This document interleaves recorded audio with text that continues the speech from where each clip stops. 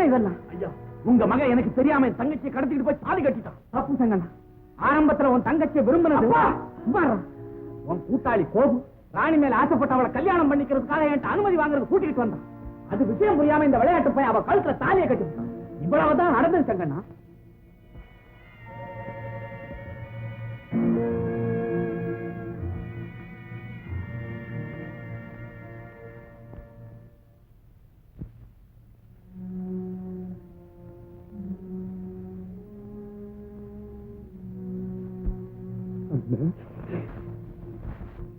உன் குடும்ப வாழ்க்கையிலேயே நான் குறுக்கிட்டேன்.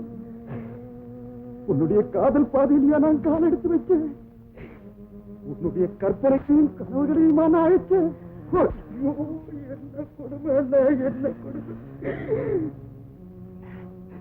இப்பதான் எனக்கு தெரியுது, நான் துரோகம் செஞ்சது செங்கண்ணனுக்கு இல்லைன்னு எங்க நினைக்குதா, எங்க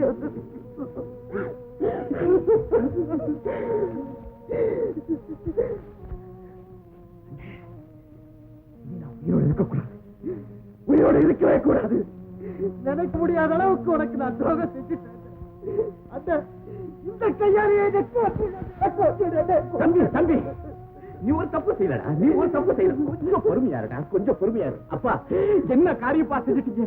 செங்கண்ணா, நீ குறிப்பிட்ட குற்றவாளி நான் தான். இனி வம்போ வாதமோ நம்ம ரெண்டு பேத்துக்குள்ளதான். அந்த தப்பு செஞ்சவன் நான் தான். தண்டனை அனுபவிக்க வேண்டியது நானே. இந்த வழக்கு முடிகிற வரைக்கும் நீ வாயை திறக்க கூடாது. வார்த்தையை மீறி நீ பேசுன. செங்கண்ணா, ஏன் பேசாம இருக்கிற? பேசு பேசு. நல்லா இருக்கு கோபு. தம்பியை காப்பாத்துறதுக்காக அவன் செய்த தப்பை தூக்கி உன் தலைமையில போட்டுக்கிட்டா அதை நான் நம்பிடுவேனா? இல்ல செங்கண்ணா, உனக்கு தெரியாது. நான் சொல்றதை நம்பு. என் தம்பியையும் உன் தங்கச்சியையும் விட்டுடு.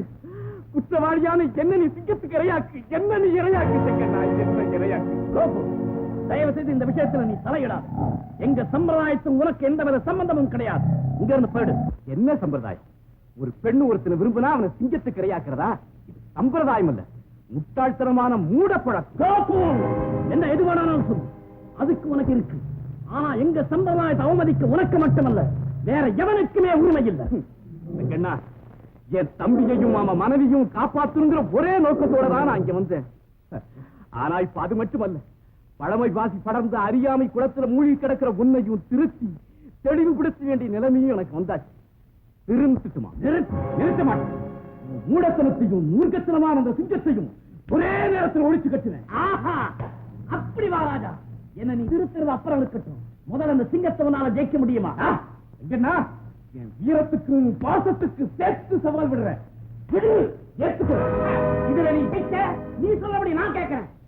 ரெண்டு பேரும் அழகா சொல்லுங்களா?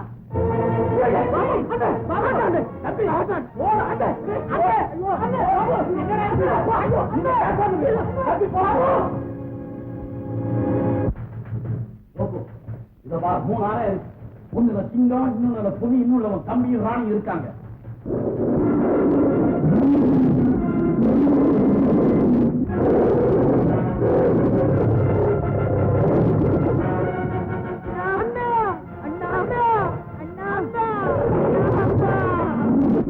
ராணியும் தம்பி இருக்காங்க கண்டுபிடிச்சு கதவை திறந்து அவங்களை கூட்டிட்டு போகலாம். அது இல்லாம சிங்கமோ புலியோ வெளியே வந்தா வெற்றியோ தோல்வியோ அது ஒரு விதியை பொறுத்து இருக்கு. ஆகட்டும். பூனையும் இல்ல, நாயும் இல்ல, புலியும் சிங்கமும் எத்தனை நாள் பட்டியா போட்டு வச்சுக்காங்க. பாய் பட்டியா.